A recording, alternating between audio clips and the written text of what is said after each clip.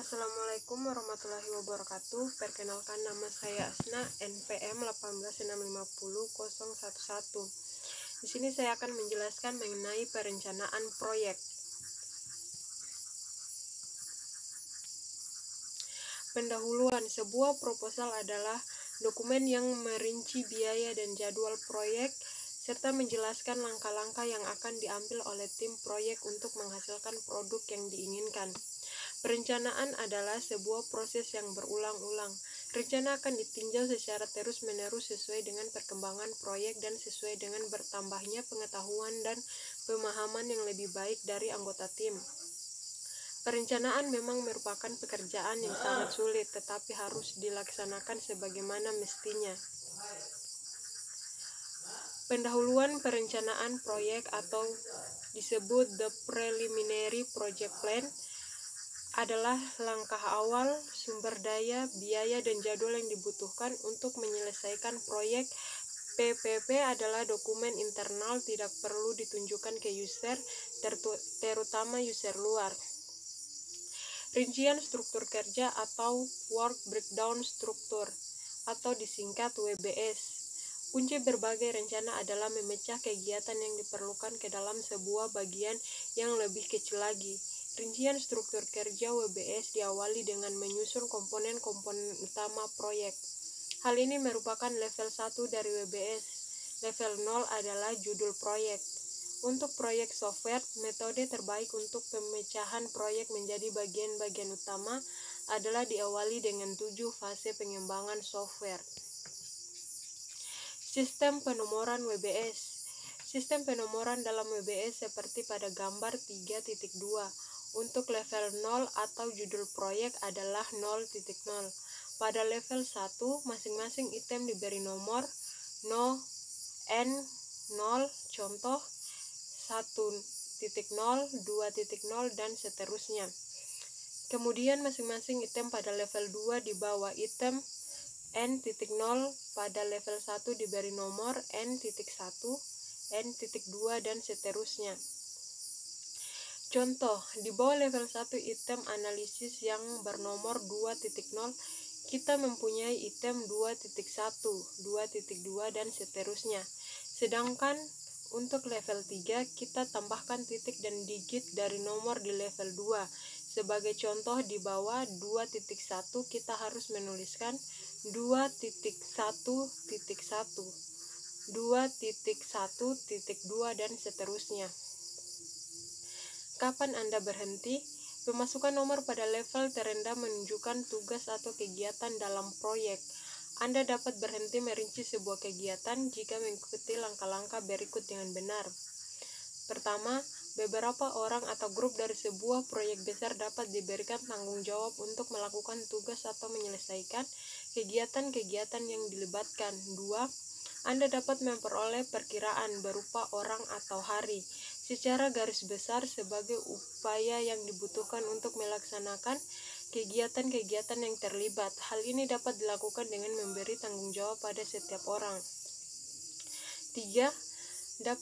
Anda dapat menjadwalkan tugas. 4. Tugas-tugas tersebut harus singkat dan dapat diselesaikan. Sebagai seorang ahli, kita dapat menetapkan sebuah tugas kepada programmer, analis, atau bahkan manajer proyek. Tergantung pada pengalaman dan keahlian dalam membuat perkiraan, analisis mungkin hanya memerlukan level 1 dari WBS. Beberapa analis dapat dengan mudah membaca RD untuk proyek ABC, Appendix A, secara keseluruhan. Analis lain untuk merinci membutuhkan sampai level 2 seperti pada gambar 3.2. Analis lainnya memerlukan sampai level 3 sebelum mereka dapat memperkirakan secara keseluruhan. Para ahli merinci setiap kotak pada level terendah sampai ia dapat memperkirakan berapa upaya yang diperlukan. Perkiraan-perkiraan ini dapat dibaca pada WBS seperti pada gambar 3.4. Sebagai catatan bahwa perkiraan total adalah jumlah dari masing-masing waktu. Hal ini disebut direct time, yaitu jumlah hari yang sesungguhnya dibutuhkan untuk melakukan kegiatan. Para ahli tersebut dengan Cara yang sama dapat merinci kotak yang lain. Define new system, function, write functional spec, dan negotiate functional spec, dan menambahkan total waktu untuk semua analisis.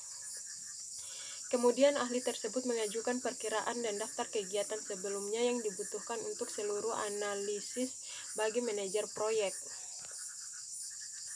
Orang tersebut bertanggung jawab terhadap perencanaan. Mungkin manajer proyek untuk proyek berukuran kecil sampai menengah. Kemudian menggabungkan seluruh perkiraan dari daftar kegiatan terdahulu. Ia mungkin mengakhirinya dengan daftar sebagai berikut. Dapat dilihat pada tabel di bawah ini. Diagram jaringan atau the network diagram. Langkah kedua dari perencanaan adalah menggambarkan diagram jaringan yang menunjukkan urutan kejadian. Tipe diagram baik untuk masalah ini adalah Bagan-Pert. Bentuk dari Bagan-Pert ini disebut Precedence Network, jaringan yang diutamakan. Setiap kontak menunjukkan sebuah kegiatan. Pada setiap kotak ditulis nama kegiatan dan waktu yang diperlukan. Jalur kritis dan lamanya proyek. Bagan-Pert dan jalur kritis adalah jumlah jalur atau serangkaian kegiatan yang dapat ditelusuri pada Pert sederhana di atas dengan mengikuti petunjuk garis panah. Lamanya waktu yang dibutuhkan untuk menelusuri setiap jalur dapat dijalankan dengan menambahkan lamanya waktu dan dari jalur masing-masing kegiatan. Jalur kritis, critical path adalah jalur terpanjang dan didefinisikan waktu minimal yang dibutuhkan untuk mengerjakan proyek. Menghitung biaya proyek atau calculating project cost. Jika kontrak proyek telah mempunyai harga tetap, manajer proyek dapat menghitung biaya kasar untuk tenaga kerja dengan cara mengalihkan jumlah tenaga kerja per hari dengan rata-rata biaya per hari. Biaya pekerja per hari disebut biaya penuh, dengan harus mencakup biaya operasi, sewa, administrasi pekerja, dan keuntungan. Untuk itu Anda harus menambahkan biaya tetap seperti komputer time, sewa peralatan khusus, biaya tak terduga, dan sebagainya.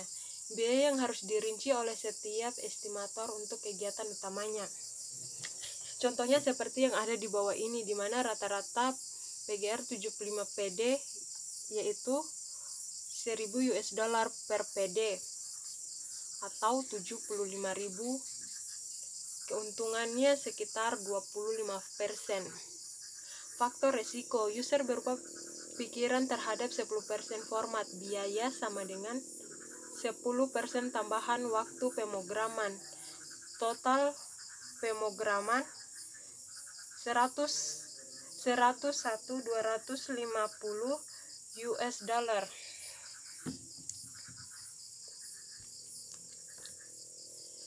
Penjadwalan proyek atau project schedule. Langkah selanjutnya adalah menghitung jadwal proyek. Untuk melakukan hal ini, perencana mungkin manajer proyek harus mengaplikasikan jadwal yang sebenarnya dari perkiraan calendar days atau jadwal harian. Akan bekerja pada kegiatan yang dilaksanakan, terutama ketika pekerja berlangsung secara serentak. Kesulitan lain adalah memutuskan bagaimana mempersingkat pekerjaan yang dilakukan dengan menggunakan sumber daya yang ada. Kemudian manajer proyek menjadwalkan semua proyek pada kalender atau jadwal yang nyata. Metode terbaik untuk melakukan ini adalah dengan menggambarkan ke dalam sebuah Gantt chart atau bar chart. Selanjutnya, outline pendahuluan perencanaan proyek atau preliminary project plan outline. Dilengkapi dengan semua pengetahuan ini, manajer proyek dapat menuliskan dokumen penting ini. Berikut ini adalah outline yang disarankan untuk PPP. Yang pertama, tim proyek atau the project team menggambarkan struktur, siapa yang memberikan laporan, siapa yang menerima laporan, kepada siapa yang berkomunikasi, dan seterusnya. Programmer tidak lebih dari 5 orang bertanggung jawab terhadap pemrograman. Pemimpin proyek atau project leader mengawasi programmer, bertanggung jawab terhadap kegiatan-kegiatan yang bersifat teknis seperti analisis, desain dan tugas-tugas pemrograman keseluruhan. Tujuan utama, kualitas produk yang dihasilkan secara teknik. Manajer proyek atau project manager. Manajer dalam tim, pimpinan, motivator, dan lain-lain. Bertanggung jawab terhadap semua komunikasi yang datanya dari luar, laporan, pertemuan-pertemuan, perhubungan antara manajemen tingkat atas dengan user. Tujuan utama adalah keberhasilan proyek atau perencanaan, pengontrolan, dan komunikasi. 2. Biaya proyek atau project cost. Termaksud WBS membuat perkiraan dan perhitungan yang digunakan untuk menaksir biaya dalam pembuatan produk. 3. Penjadwalan proyek atau proyek schedule merupakan bagian terpenting dalam proyek dan dapat menggunakan metode Gantt, pemeriksaan ulang atau reviews. Pada bagian ini Anda dapat menghubungkan antara pertemuan dari manajemen utama dengan pertinjauan teknik atau jadwal proyek dan memberikan informasi lain. Tujuan dari masing-masing peninjau dan siapa yang akan mengerjakan. Buatlah daftar tanggung jawab dari orang-orang yang terlibat. Kelima, laporan atau reports. Bentuk dan isi dari laporan keadaan, laporan milestone, dan dokumen proyek lain dapat dirinci di dalam laporan tersebut. 6. Dokumentasi atau documentation. Ada 2 jenis dokumen di dalam proyek, yaitu user dan manajemen proyek. 7. Asumsi. Di sini Anda dapat menetapkan harga berdasarkan asumsi, di mana sebagian besar adalah fakta yang diberikan oleh user. Kesimpulan untuk perencanaan. Perencanaan itu seperti menunggang kuda, kelihatannya sulit sebelum Anda mencobanya, tetapi begitu Anda mencobanya, maka segalanya akan menjadi mudah. Itulah hasil penjelasan dari saya. Lebih dan kurangnya mohon dimaafkan. Billahi taufiq wal hidayah. Wassalamualaikum warahmatullahi wabarakatuh.